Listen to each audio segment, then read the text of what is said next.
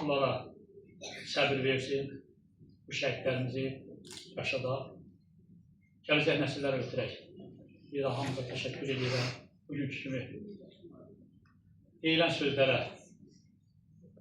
tədbirdə deyilən o xoş kəlmələrə mən də şərik oluram. Bahadırla bir müddət bir batalyonda, yəni bir bölmədə xidmət eləmişik. Kəndlərdən sonra böyük xatirələrimiz var. Allah ruhunu şad eləsin.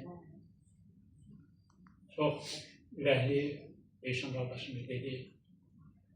Qorxmaz, igid oğlanlarımızdan idi. Bunu danışmaq istəmirəm. Allah bütün şəhidlərimizə rəhmət eləsin. Allah burada oturan qazi qardaşlarımıza can sağlığı versin. Allah bu şəhid analarına, bu şəhid bacılarına özüm səbir versin. Və bir daha deyirəm, qarşıda baş əyirəm.